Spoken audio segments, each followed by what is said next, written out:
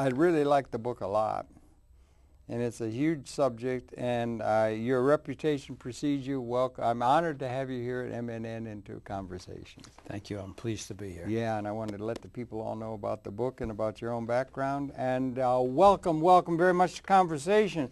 A great pleasure to welcome to the program Louis Uchitelle.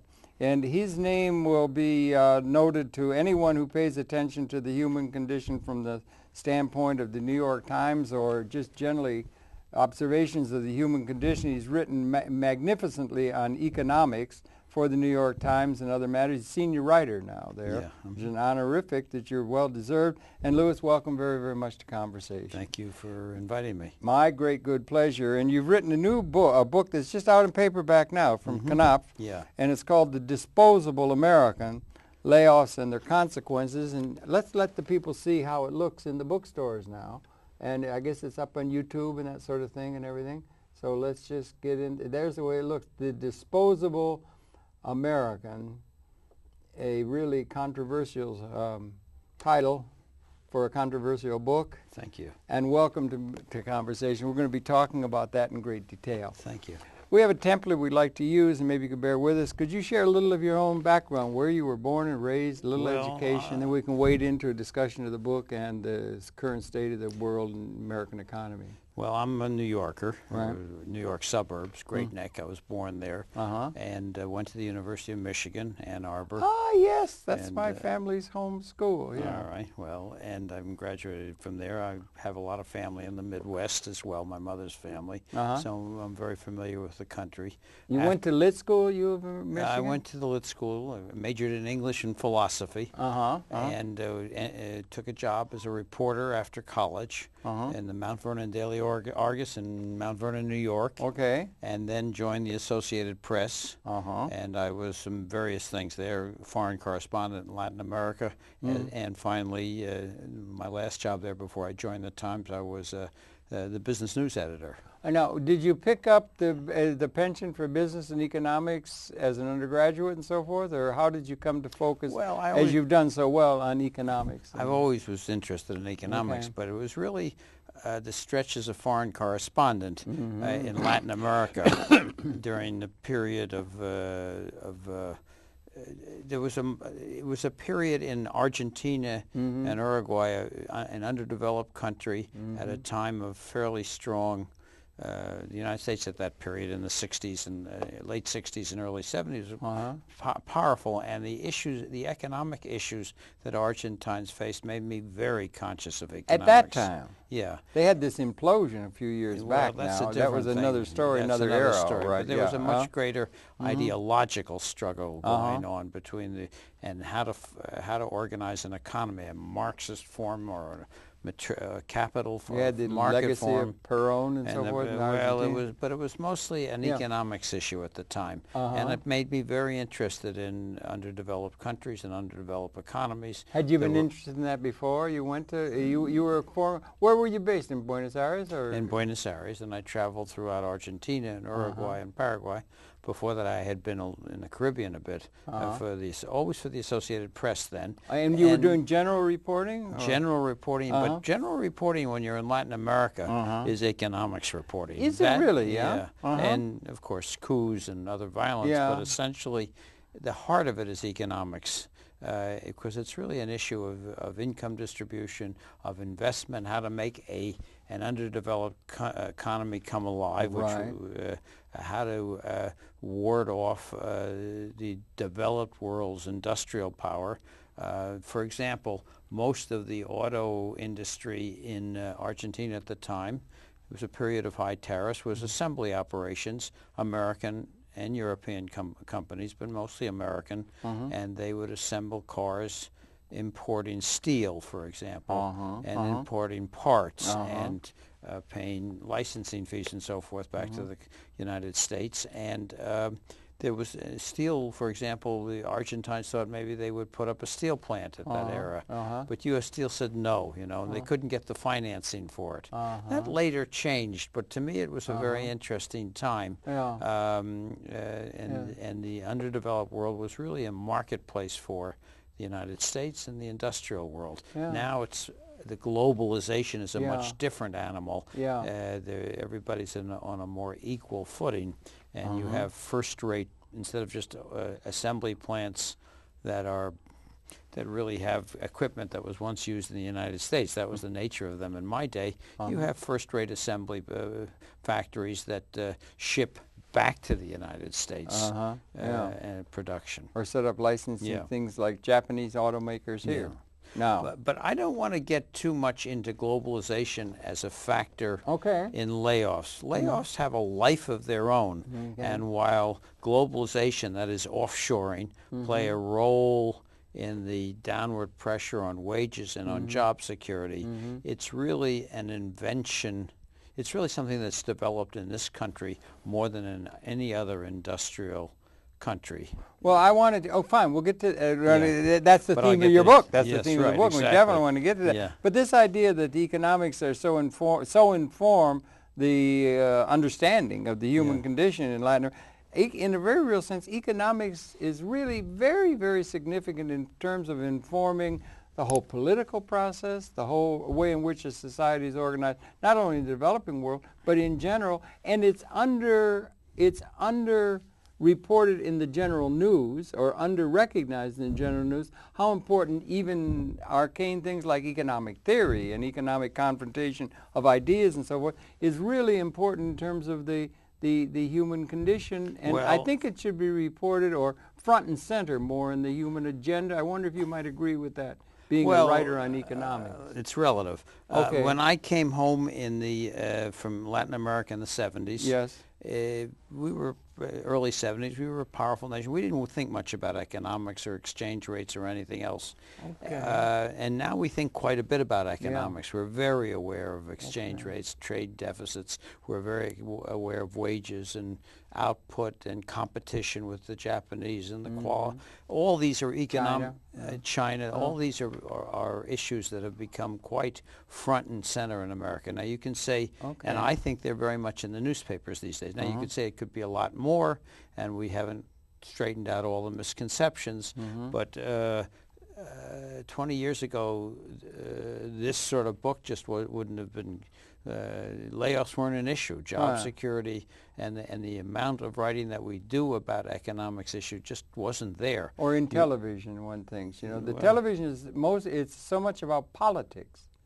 They used to think in the 19th century, they called it political economy. They melded the two because the two are joined at the hip in a very real sense. Yes, that's but you true. get politics,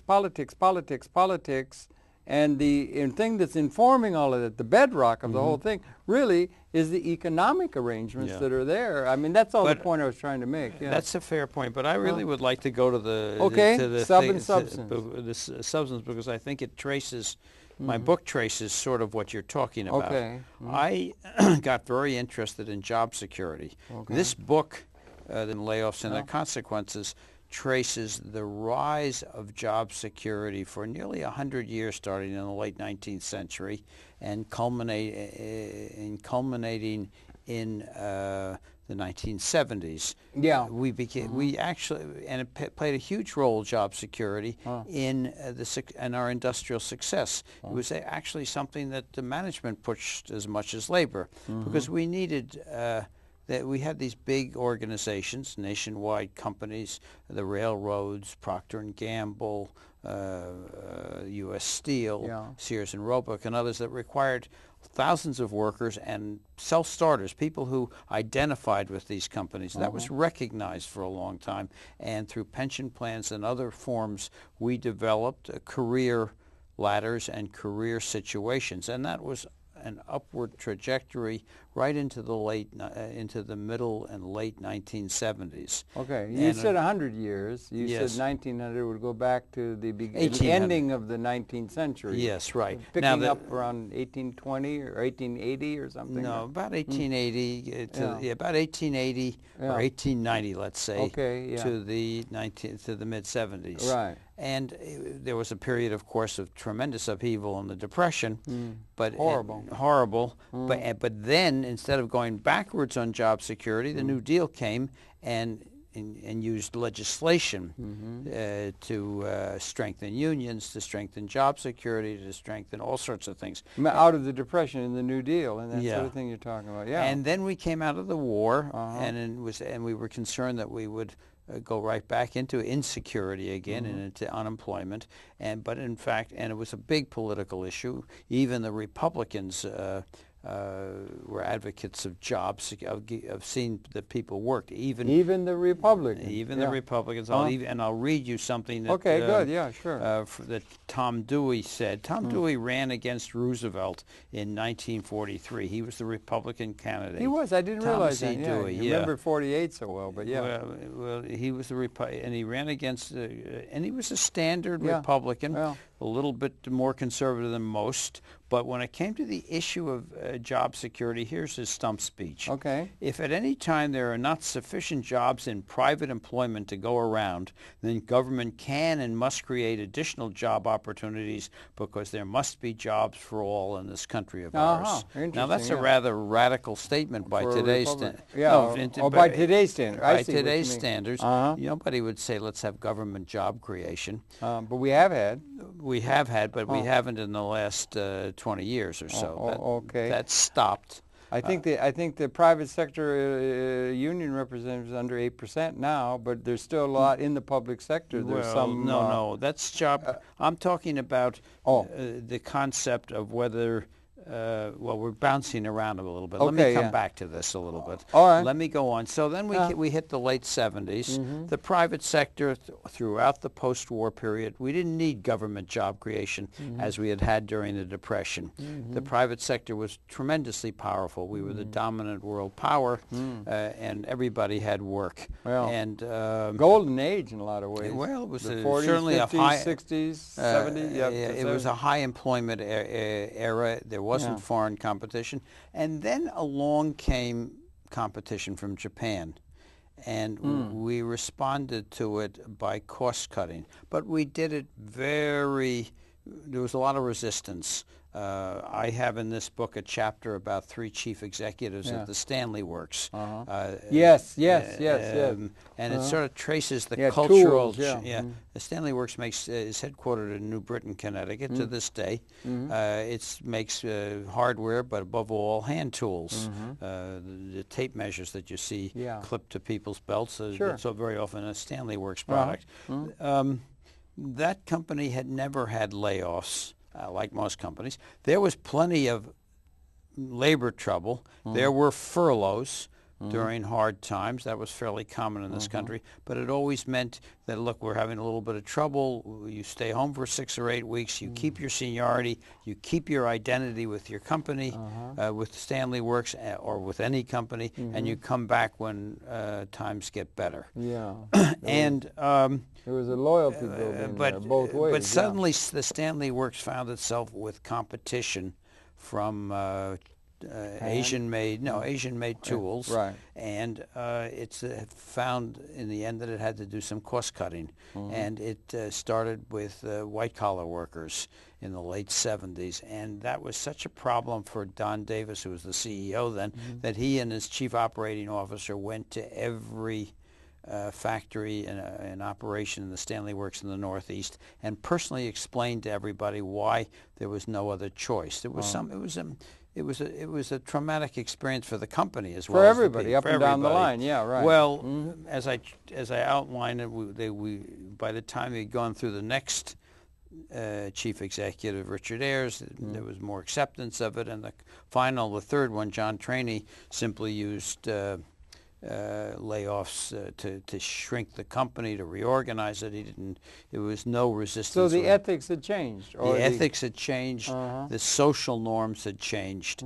And that took place. And I trace in one chapter the decline of resistance to layoffs, the dismantling of obstacles to social and labor, all sorts of obstacles to layoffs that took place between 1975 and about 1977 to 1997. Yeah, you had and we finally acquiesced. We finally went from resisting layoffs to acquiescence, and that's where we are today. Yeah, that's the way it seems. So that layoffs take place you It's can lay like, off 100,000 people at the...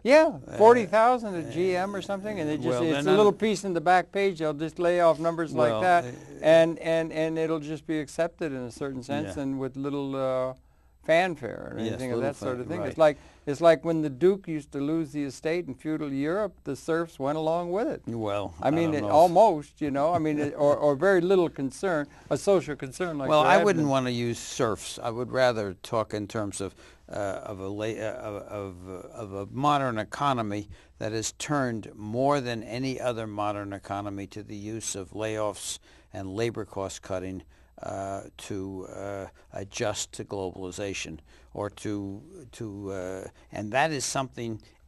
I wouldn't want to say that globalization, that layoffs can be stopped. Yeah. What we do, and no other country does, is that we don't resist it anymore. We don't say, how can we do 5 layoffs instead of 10? And the reason we should resist it is a rather important one, or the reasons. I discovered this as I was doing this book. Right. I discovered that people who are laid off blame themselves yeah. for their own layoffs. Particularly, you got that Puritan ethic and all that work hard and Norman Vincent Peale, and it's all that kind of psychological conditioning. It's a real it's something else that's happened. Okay. Something has happened that is where we've told people that people say to them, let me take this in steps. Right. I found doing my reporting that people say to themselves, look, if I had only had a different boss, if I had only if I could have been a little more chipper. A little more chipper, a little yeah. spunkier, if I had been in another division. And I say, look, the layoff is a social phenomenon, and people go on blaming themselves for it. Yeah. And we reinforce that. More than other countries, you think? Well, let me get to that. Okay. We reinforce the process by saying, Republicans and Democrats alike, Democrats as much as Republicans, by saying, look, no problem, let yourself be laid off, get yourself educated and retrained, and go to one of those very good jobs out there that are go begging. We had the largest employment thing in the turn of the 19th, 20th century, I think, was individual family farms, and then they got industrialized, and they all went into the plants in Detroit, didn't they? And they got $5 days from Mr. Ford. And that kind of a process was something where the new condition is going to create better opportunities as we look ahead. Well, in hasn't many that been the pattern that people were used to in terms of the? Well, that was true then, but we hold to this idea. But despite abundant data from the Bureau of Labor Statistics, that a good 15 to 20% of the workforce is overqualified for the jobs they have. For example. That's a bad use of capability, isn't it? Yeah. So we say to people, get yourself educated and retrained for the good jobs that are out there. In fact, we're overeducated to some extent. Flight attendants. 30% of the flight attendants in this country have bachelor's degrees. Now, that's some of them perhaps are young people who want to see the world and after college, and they become flight attendants. But even allowing for that, that's a very high percentage of people with bachelor's degrees. The point here is that what percentage of 30% of the flight attendants. And 30% of what's the percentage of our population overall that have bachelor's degrees? Everybody goes to college now. Well, or at least junior college. Well, a lot of people go to college. My point more here, than historically. Yeah, my point is that you don't need a bachelor's degree to be a flight attendant. It's like a waitress. But if you've got a bachelor's degree, why not hire someone with a bachelor's degree? If you can get them. If you can get them, and the airlines can get them. Why aren't they doing something that could take advantage of their education a little bit more? Because there aren't enough jobs out there that require that education. It's a myth to say that there are, and yet we say, get yourself educated and retrained, and you'll qualify automatically for the good jobs of that. And I'm not against the education, and sometimes that does happen. Sometimes if you are an engineer and somebody's building a bridge or a building, being an engineer will get you that job. But the demand isn't there for that engineer in many cases. I see. I was in Detroit, and my Yeah. granddaddy was a union organizer back in Detroit, but there wasn't really industrial unions. It was all guilds. They were lithographers and so forth and everything. But then they fought for the unions. I mean, they were busting heads and whatnot. They went through all of that. They went through all of that kind of stuff and so forth. But now the union force, or because some of that job security was something that was bargained for, wasn't it? Collectively bargained for, and so forth. Some political power between labor and capital. Let me trace this out in a slightly different way. Okay, good. What happened was that so we have a situation where we're mythically stating that there's plenty of good jobs out there. You don't need unions. You just need to qualify for them. And we are putting aside the... It's your fault if you don't. And your fault if you don't get it. It's not, unions can't help you. And self-reliance. Yes, self-reliance. Now, so what happens? People blame themselves, and we don't recognize... Well, we don't recognize that when someone is laid, people do get jobs when they're laid off. 2 years after a layoff, and this is other data, and I just want to put this in before I go on with the next point. Okay. 2 years after a layoff, out of every 3 people who were laid off, 2 years later, 1 has dropped out of the labor force entirely. Discouraged about getting another job. What do they do? Who knows what they're doing? They're out of the labor force. Maybe maybe they're someone else in the family is supporting them. Maybe anything. They can't get work. 1 is back in the labor force, but at a salary that's 15 to 20% less than what that person at a salary earned. Probably reflecting skill levels too, in terms of their capability. It's the inability to get back into a job that pays as much as the one that was lost. It's very hard to work your... That's a trend. That happens. I mean, it's very hard. It's an odyssey to work when you lose a career in this country because of a layoff, to get back on your feet into another career. And 1 out of the 3 is earning 2 years later as much as before or more. 1 out of 3 is earning as much or more. I trace this damage in my book and these odysseys in terms of aviation mechanics and middle-level white-collar people like us, and not impoverished people, but blue-collar and white-collar people who are making 5- and 6-figure salaries. This is quite an ordeal for them. So there's another aspect of this thing. When you get laid off, you can get another job, often at much less pay, but you are being told that you don't have value. That's the message here. And that is damaging. That does that does mental health damage. And since there's more than 30 million layoffs since the early 80s. 30 million? 30 in million. the United States economy. Since the early 80s. Since the early 80s. PAPCO. No. I'm making a wrong connection with Reagan and PAPCO. Well, that's part of the process. That was a very important part of the dismantling of... protection or political power. The dismantling of resistance to layoffs. You're pushing me to digress a bit, but quickly I will. Until Reagan laid off all the air traffic controllers in 1981 and replaced them, we had a culture in which it was legally possible to do that, but no one ever dared do it. No one did it. It was socially unacceptable. He did it. People would go out on strike, but they would always come back to their jobs afterwards. What he did was say, look, you no longer have jobs, all you strikers, and we're replacing you. That's right. And that replacement worker syndrome remains to this day. That'll teach them to get uppity. Clinton, well, that's more or less what it is. Well, no, it means that you can't use your collective bargaining power in the way that you once did, and it was that use of collective bargaining power that put them in their place. That was that kept down job security. To digress a bit.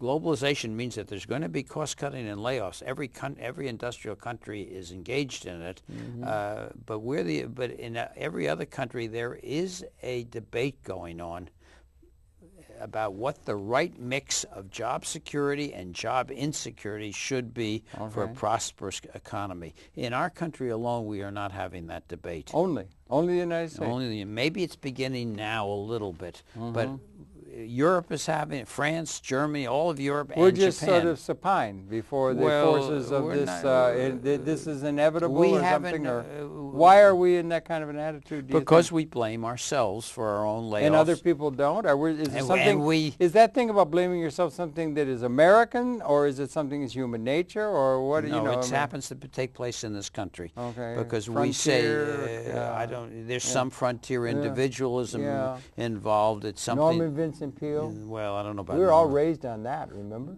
I Think wasn't. positive. Well, think positive.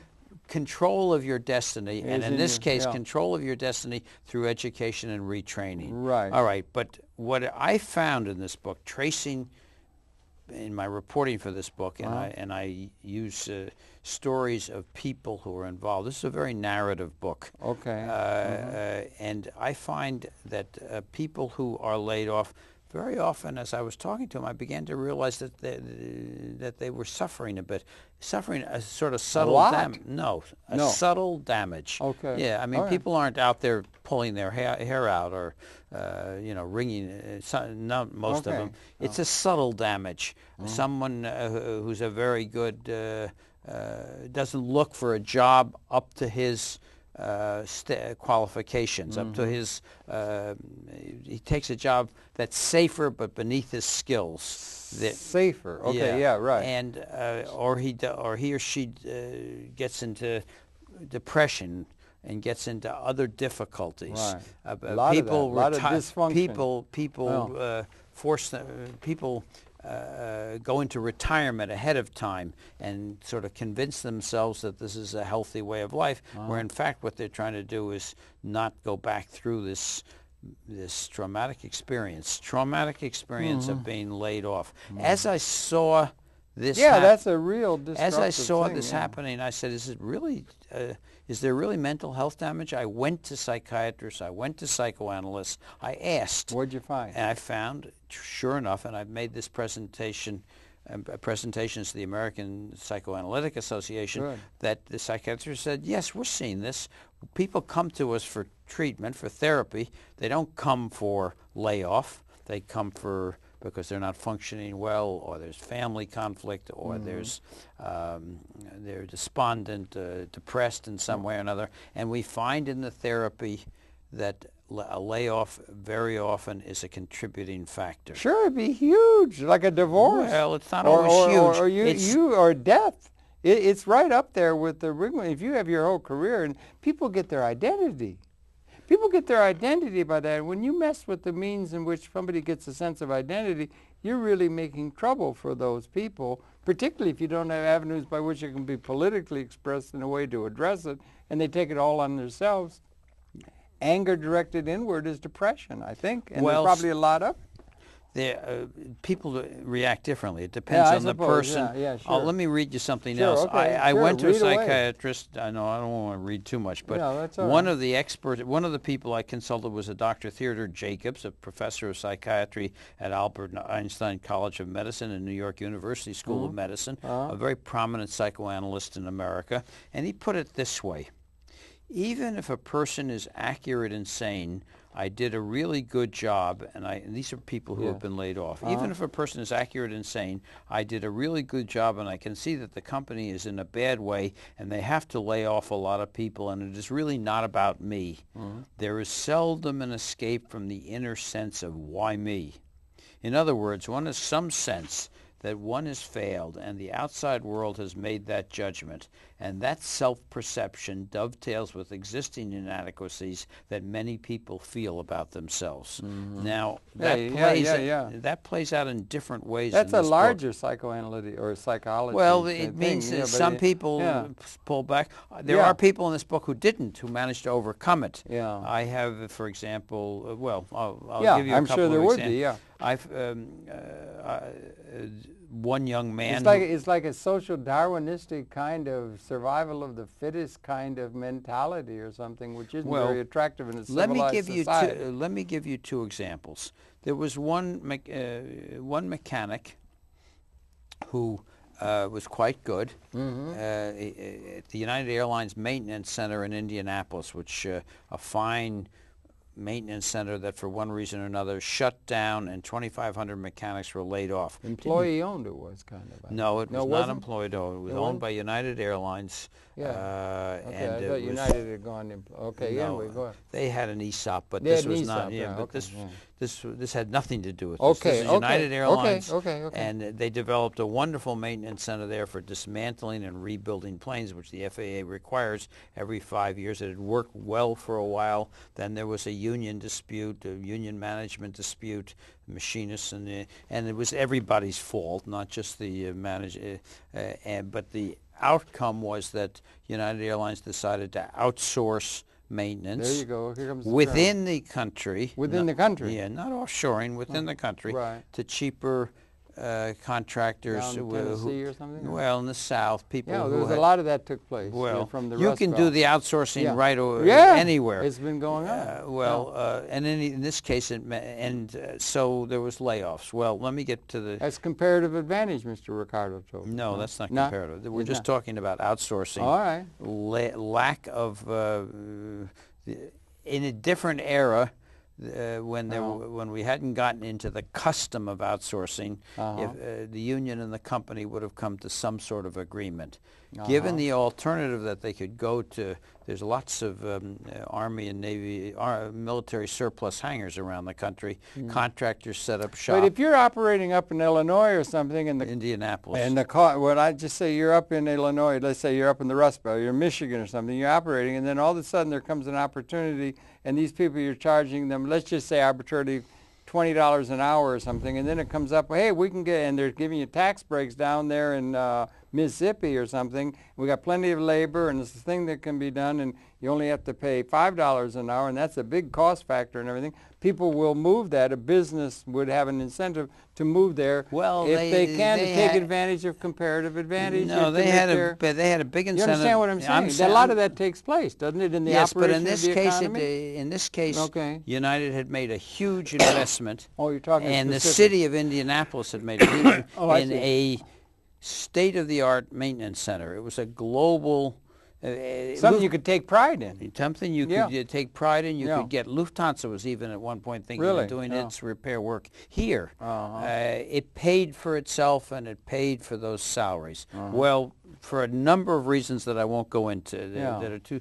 there was... the labor dispute led to the decision to shut down that operation. That beautiful, well-operating, paying for itself, good business investment. Yeah, thing but lots of things happened. And this was before 9/11, before the bankruptcy. Okay.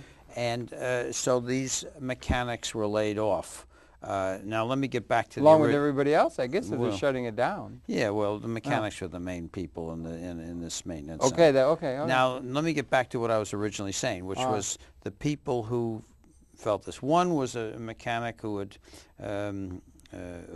gone through, who was quite good. He had, in his spare time, he had gotten himself a college education. He'd gotten an engineering degree. He had worked his way up to inspector. He had gotten into some difficulties over, the quality of the maintenance work. He had been rejecting some of it. He had tried to land a job as an engineer. They had turned him down.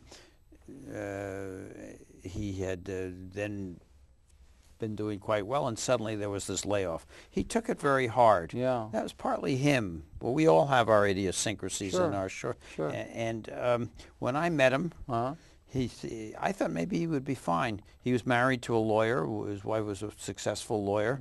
When I met him, he and his wife were living in a section of Indianapolis which was becoming gentrified. They were old Victorian homes that were being rebuilt, and because he was so skilled with his hands, he explained to me that he was going to invest in some of these homes, rebuild them himself, and flip them. They were going for good prices. Peter, entrepreneurialism. I thought this isn't somebody to have to put in this book. It looked to me like the layoff was a good kick in the pants. That's right. But it wasn't. Creative entrepreneurialism. Well, but he couldn't do it.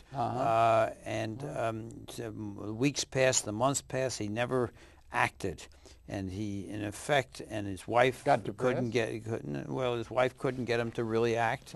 They actually bought a house. He wasn't openly depressed, but what he ended up doing, to make a long story short, was to take a job as a maintenance worker in the Indianapolis school system, a safe job. He did not want to do something that might risk failure again. Yeah, got scared. That was. There could be externalities or something that about that had to do with the traumatic damage from the layoff. You're messing with people's identity. Well, you're messing with you know their what I mean? mental health. You're telling people they don't have value. That's right. That's right. Yeah. All right. Another person, however, also a mechanic, got laid off, took advantage of the government subsidy for retraining, completed the last year of the year that he still needed to become an engineer. Also was upset about what happened, but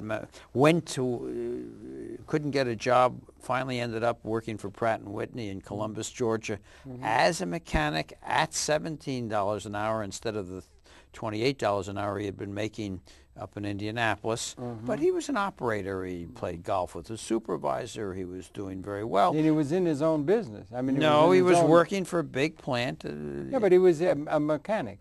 He was a mechanic with an engineering with a trade degree. And skill. Well, no. My point is he was back making $17 an hour. That was the best he could do, half what he had been making before. And what he wanted to do, but he was not this first mechanic. He wasn't looking for safety. He was a good operator. He played golf with his supervisor. Pratt & Whitney said to him finally when an opening came, they gave him a slot as an engineer, and he's doing quite well right now. It took him a couple of years to get back to where he was, but he's among those people, the one out of three people that make the transition and start, and he's now earning roughly what he had earned as a mechanic in Indianapolis. That's my point. He was not as psychologically damaged as the other guy. He felt it, but he had a lot of support from his wife. He could even maybe start thinking of himself as a winner. Well, instead of some woe-begotten loser. Yeah, but the other people. But most people, you know what I'm saying? Yeah, yes, yeah. 1 out of 3. Right. It's hit or miss what happens, but there's enough psychological damage that you can call it a public health problem. And that in itself is a reason to resist layoffs. To say my point in describing all this in this book, the rise and fall of job security in America, is for people to say, it's not. I shouldn't just take it as given that layoffs are going to be part of our society. Let's push back. Let's try to resist the layoffs. Take, for example... Well, wait a minute, if I may. Suppose layoffs are doing that. The layoffs are happening, and the thing is, some people will... Oh, you just take... We talked about how you could go from Illinois to Mississippi or something, take advantage.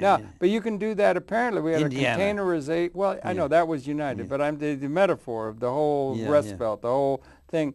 And that's within a nation, within a sovereign nation. And then we had the containerization, or what the hell ever it is that made globalization to emerge so much. And now everything's made in China, and they're outsourcing things to other countries where they're paid very little wage, and they also have no problem with, bothersome environmental concerns and that kind of thing and everything. So the people that are in the business of setting up a bit, they're going to do that, and that's going to benefit everybody eventually, because it's going to raise all ships, and people have to have the right to be able to shift that way. And you're just being sentimental about the problems they're just going to have to pull it together. That's the attitude that's being assumed. Let's sort this out a bit. Outsourcing on a global scale, the globalization. So far, when it comes to layoffs, globalization has played a minor role. Is that right? Yes. Okay. That's the facts of the matter. That's interesting. Now, probably it's always in the background, and in the future it might be a huge source of reason for layoffs in this country. Up to now, I would say that the causes of layoffs have more to do. There was a period in our history when there was a balance between government, labor, and management. I described that in the book. And that has been dismantled so that the bargaining power of labor isn't there anymore. Isn't there? That's kind of a serious is lack. much diminished. Less than 8% now Well, for the you're private just, sector. let's put aside unions. Oh, I don't know what okay, I don't know what okay. the sources of bargaining are. Not just unions. Oh, no, okay. There's laws that are Right, involved, okay, and right. custom that's Yeah, involved. All fair sorts enough, of things right. are involved. Right. And it's not there at the moment, the labor leg in the bargaining equation. Government leg isn't there so much either anymore. That's what we've dismantled. So we've gotten into a situation as a result that even forgetting globalization, we are the layoffs have gotten much greater than is necessary for the welfare of the country. Well, what about now? The globalization is talking about the whole planet, but moving from the north or from the Rust Belt to Mississippi, that's movement of the thing in order to seek comparative advantage by the people who are making the decisions. Well, look, some of the these people are displaced. Some people are displaced but, in that process. Yeah. And that they got to be free to do that. That's creative entrepreneurialism, Mr. Schumpeter tells us. Yeah, that but kind of thing. let's put those phrases aside because they're too general. You can find plenty of places where somebody is laid off, who's making $25 an hour, and replaced almost immediately by somebody making less. The job isn't displaced or outsourced or anything else. It's just a layoff. Yeah, you can take some kid. Well, not a kid. That happens. All sorts of things happen. Or Chinese late workers that can be brought in now. So they're going to take advantage of that, and they're going to take advantage, and they've got to be able to work their way to take advantage in order for the overall system to be effective. I don't want to sound like there's a revolution going on here. I want to make it clear that within a very healthy, functioning market economy with a balance, as long as there is a balance of powers, labor, government, and management, we would get into a situation where layoffs are less. Let me give you two examples. Southwest Airlines has had no layoffs. Very successful, pays a decent wage. If it were, it is an airline that that depends very heavily on short flights within this country. Right. And that means that they have to, when a plane lands, it has to get turned around quickly so it can get out on the next flight. And if there's delays, there's losses of revenue. Yeah, someone it's did a market niche. Someone doing a study of Southwest Airlines, which is all over the country now, found that the average turnaround time a couple of years ago was at the airport was 20 minutes. Very fast. The plane comes in, they get the people off, they get it clean, refueled, people on. It is fast. And that takes teamwork. It takes people who feel secure in their jobs, identify with Southwest, have a sense of their own skill, which they see partly in what they do for the company, partly in the eyes of their colleagues who they work with. You have a sense of your place and of the value that your company places in you. And there's all that requires job security. If you ever watch Southwest Airlines people, they identify with the company. They work hard for it. They feel good about themselves partly because they feel good about the company. If you were to introduce layoffs into that teamwork, there would be an alienation. Instead of getting the turnaround so fast, in 20 minutes, you might start to average 21 minutes or 22 minutes. Well, it might not even be noticeable, or 23 minutes, and so you would begin to lose the productivity there. So the labor productivity. Yeah. So when you engage in layoffs, to cut costs, which you sometimes have to do, you have to balance out what's lost. But there are other incentives. Let me give you a second. There are other incentives also. You ever been in the Army? I used to try and explain to the sergeant how it would be much better if we just all could cooperate here instead of doing things. And there are people who are control freaks. There are people who will respond to the whip. There are people that, by God, if you don't, you are going to starve. And they will work like demons, and they will work really hard because they're right on the edge, and you keep them on the edge, and you keep them in that kind of a condition, and they will respond to the orders, and they won't give us any back talk. There's that attitude toward things. It's not all one sweet, beautiful picture like you're trying to point. It seems to me. We're not in the Army. No, we're not in the Army, but we're in a situation where people are feeling more and more under the pressure of the demands for they do things, not coddling them with all of this psychological talk and everything. They're just more and more that's what it used to be. One man could send all his kids to college. wife could stay home and cook. Now they're all out working. They're all working overtime. They're working sick. That's income distribution, which isn't working very well. That's, all right. That's part of this process. Yeah, but that's a context that is there, part of the situation as well for the layoff. Is I understand what you're saying, but. Well, look, my book is about the other thing. About the other thing. You're taking this much further afield than I know how to do it. Oh. I think that layoffs are a big enough problem for Americans to have written a book about it. And I think, and what I've done is tried to put it in a context of an historical context, the importance of job security to the functioning of the country. It is good. It's a good idea and so forth. And it's an issue that's being debated all over the industrial world, except in this country. The other example of there's endless alternatives to layoffs, endless.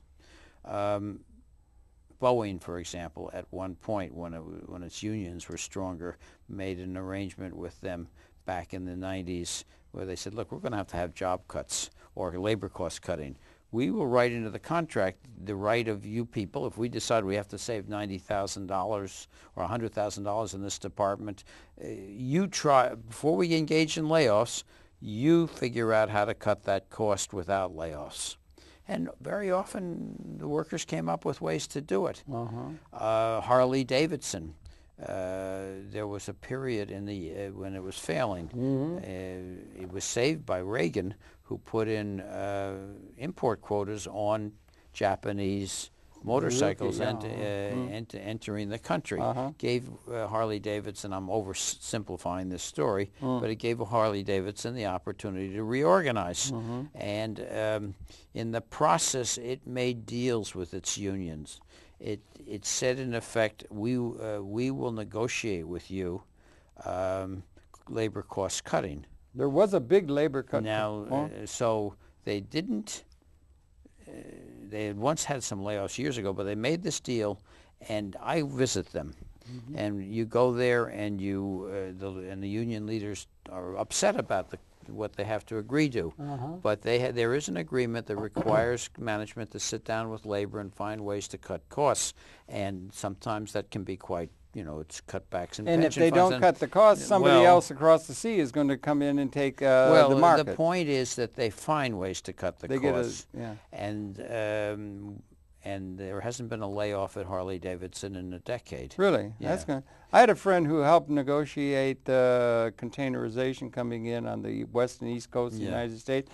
Huge thing. Stevedores were all going to go out of work. They had a huge thing. It was an inevitable thing that there was coming a system of transportation and that it was doing away with the need for the people that had been having. Should we keep job security for the people, or should we have them still doing it by backbreaking work rather than using the advantage of the technology is advancing and bringing it on. We should do it. And one thing, if I could introduce. Lord Keynes in the letter to his grandchildren, he said, we are being confronted with something, that's about now, it might be beyond the outsourcing even, but he said that we are being confronted with something that is really hard to imagine, but what we're going to have for our grandchildren about now is going to be massively induced technological unemployment, because the technology is outdoing what the human labor input to the productive process, intellectual and physical, is coming.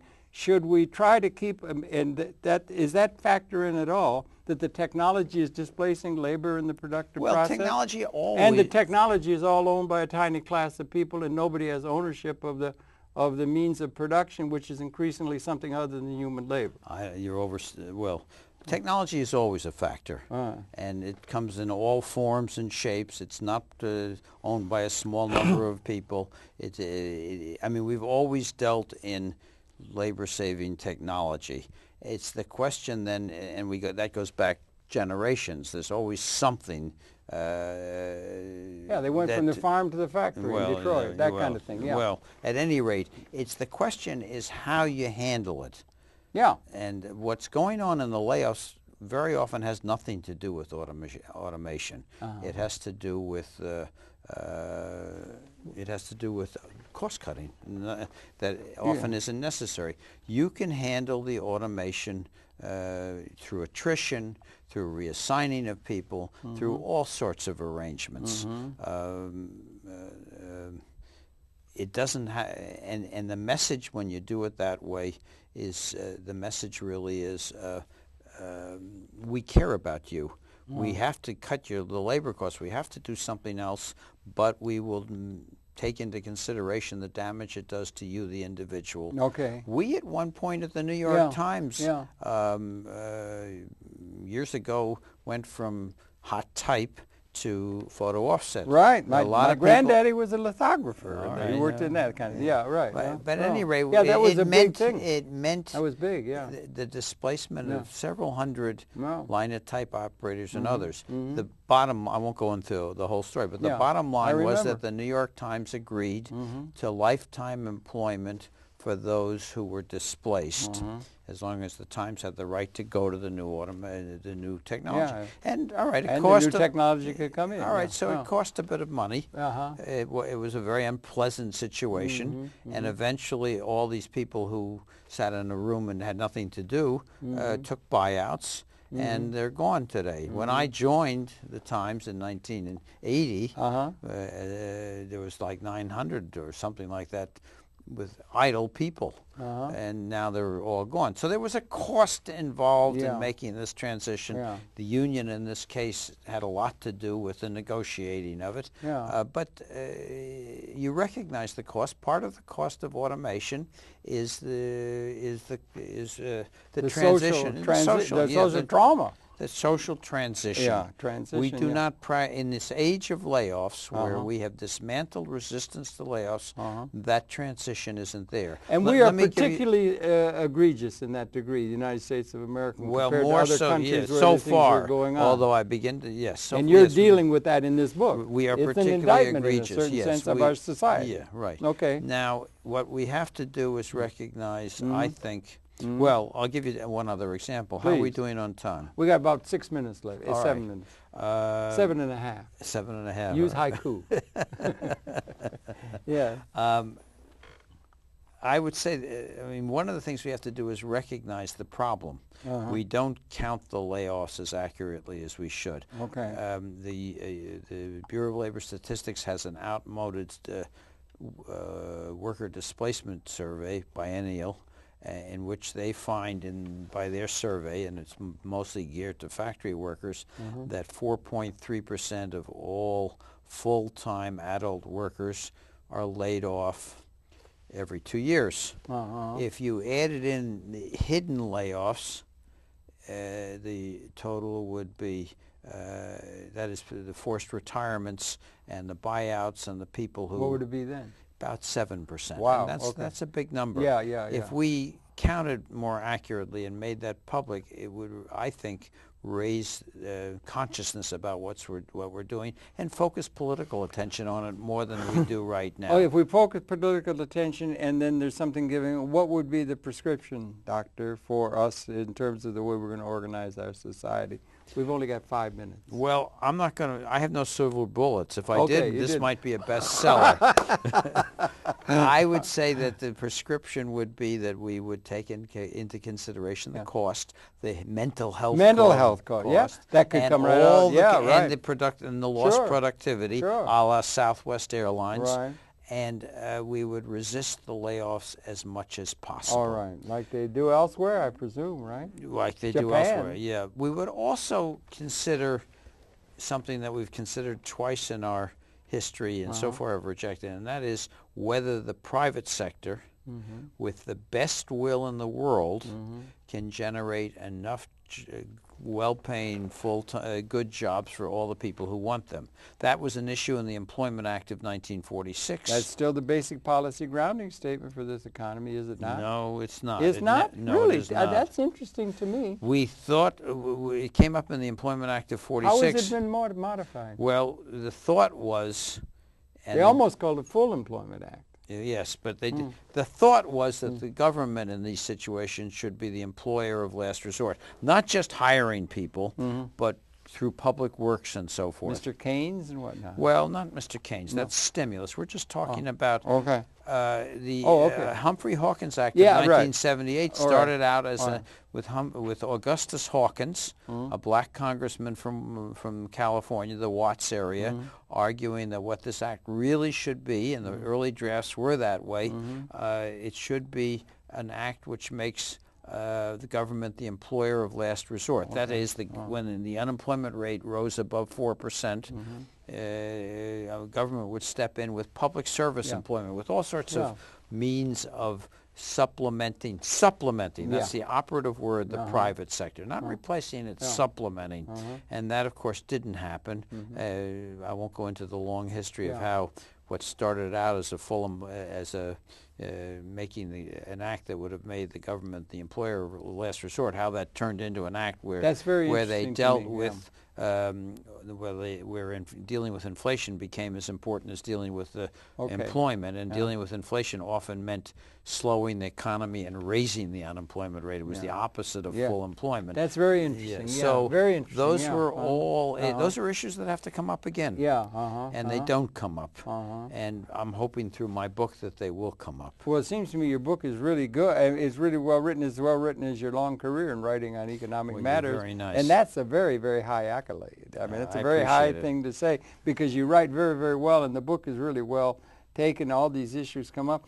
You're optimistic for the positive outcomes that you see are possible before us, or do you think there's going to be some problems of perception and follow through on policy level and so forth? I'm always optimistic for this country. And maybe that's false optimism, but I believe that American people are rational, reasonable people, and that I think since the last election, public opinion is beginning to assert itself. Seems to going in a better direction. It seems to me it's going in a better direction. I'm hoping that my book will help people. Well, I'll tell you, give people some focus on this issue. And I think there's it's a focusing and I think that I'm hoping that somehow or other politicians will not themselves acquiesce to layoffs and will begin to help the nation push back. That hasn't happened yet. We're not going to send the rascals out to the unemployment line, are we? Or no, the politicians are. Anyway, your pleasure, the perceptions then.